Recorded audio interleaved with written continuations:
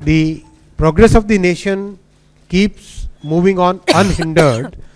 And we have seen that kind of support from the youth, from various sections of the society.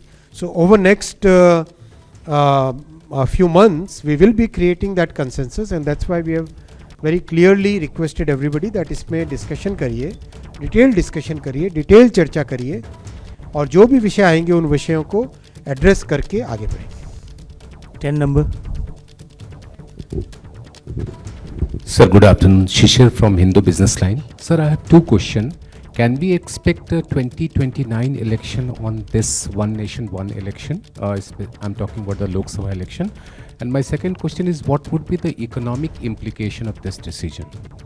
There will be good positive implication, economic implication because of this decision, and we will create consensus, and the entire legal processes, once they are completed, then we can say which will be the appointed date.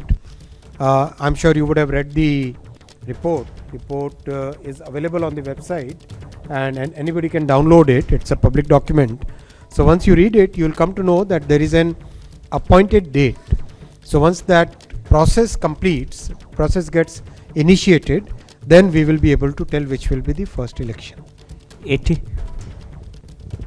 Sir, this is Payal from Network 18. So just yesterday the Home Minister spoke about this decision yesterday when he was sitting in the briefing with you, saying it's going to be implemented before the next term. So do we have a realistic date in mind? And secondly, I mean, you know, when you're talking about the allies are, you are saying, were on board, but the Congress party and the other opposition parties say that this is the impact of 240 in 2024 elections, and that's the reason that you're bringing this in a hurry. One nation, one election was a thought which was announced well before the general elections of 2024. So anybody who's saying that it because of the election results have actually given us a historic mandate, and that's why we are able to take such historic decisions. And that's why there is a clear thought process that for country's growth, for meeting the aspirations of our people, for making sure that we become a developed country by 2047, whatever needs to be done will be done. And this is one of those major decisions where, as I said, Sarva Sammati se. Sarva Sammati means everybody is on board. 77. Sir, this is Damini from the Indian Express. Will these constitutional amendments be brought in the next session of Parliament? And are you confident of getting them passed in the current Parliament?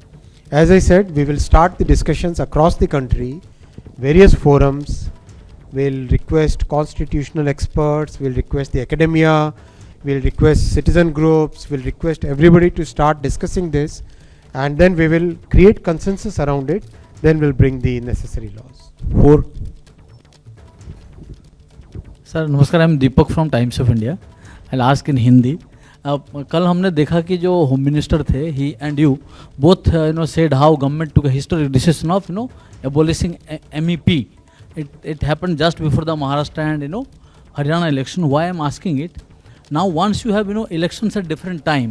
तो अश्विनी वैष्णव को आप सुन रहे थे, और देखिए ये बड़ी खबर आप तक पहुंचा रहे हैं। वन नेशन वन इलेक्शन के प्रस्ताव को मंजूरी मिल चुकी है। हालांकि अभी भी बाधाएं हैं, चुनौतियां हैं, लेकिन केंद्रीय कैबिनेट की तरफ से इस प्रस्ताव को मंजूरी दे दी गई है। अब संसद से जब ये पास होगा तो उसके बाद ये कानून बन जाएगा। रामनाथ कोविंद कमेटी का प्रस्ताव मंजूर हो चुका है। अश्विनी वैष्णव इस पर अपनी प्रतिक्रिया देते हुए, सवाल लेते हुए पत्रकारों के कि एक देश एक चुनाव होगा।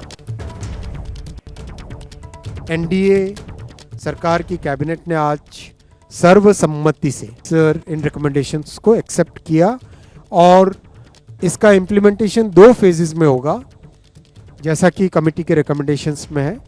फर्स्ट फेज में लोकसभा और असेंबलीज के इलेक्शंस को साइमल्टेनियस कराने का प्रयास होगा, और उसके सेकंड फेज में लोकल बॉडी इलेक्शन से, जो है ग्राम पंचायत, जिला पंचायत, ब्लॉक में पंचायत समिति, और जितने भी अर्बन लोकल बॉडीज़ हैं, चाहे म्यूनिसिपैलिटीज़ हो, चाहे म्यूनिसिपल कमिटीज़ हो, चाहे म्यूनिसिपल कॉरपोरेशन हो, उन सब के लोकल बॉडी इलेक्शंस को with in 100 days of general elections में करवाना, जिससे कि एक बार में सारे इलेक्शन का प्रोसेस कंप्लीट हो और फिर 5 साल तक सब के सब मेहनत करके देश के निर्माण में लगे।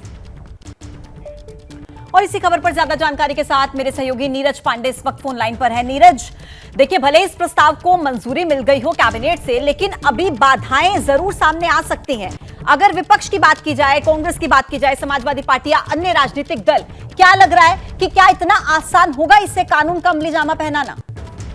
देखिए बिल्कुल आसान तो नहीं होगा, क्योंकि बहुत सारी पॉलिटिकल खासकर विपक्ष के लगभग सभी दल इसके खिलाफ हैं कि one nation one election feasible नहीं है। एक साथ लोकसभा और राज्यसभा विधानसभाओं के चुनाव फिजिबल नहीं है। लेकिन केंद्र सरकार का कहना है कि 12 पॉलिटिकल पार्टियों ने इस पर केंद्र सरकार के प्रस्ताव का सपोर्ट किया है, अपनी राय रखी है। अन्य पॉलिटिकल पार्टियों से बातचीत चल रही, कई स्टेक होल्डर्स से भी बातचीत हुई है, बहुत सारे लोगों से अलग अलग ऑर्गेनाइजेशन में राय ली गई है। तो इसलिए भारत सरकार का मानना है कि ये हम इसको इम्प्लीमेंट कर लेंगे। लेकिन अभी भी जैसा अश्विनी वैष्णव ने अभी कहा कि ये 2 फेज में किया जाएगा। पहले लोकसभा और विधानसभा के चुनाव एक साथ कराए जाएंगे और उसके बाद लोकल बॉडीज के, ग्राम पंचायत के, जिला पंचायत के चुनाव, इनके चुनाव सारे एक साथ कराए जाएंगे, वो भी 100 दिन के अंतराल में।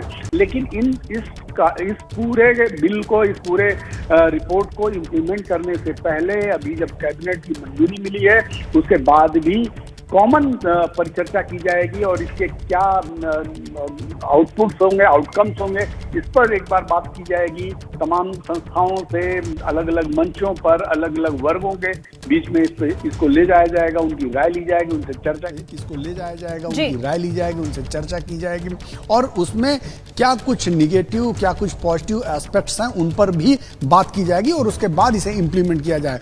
तो अभी फिलहाल केंद्र सरकार की तरफ से कैबिनेट ने मंजूरी दी है उस प्रस्ताव को, जो रिपोर्ट तैयार की थी, रामनाथ कोविंद की अध्यक्षता में रिपोर्ट बनाई गई थी,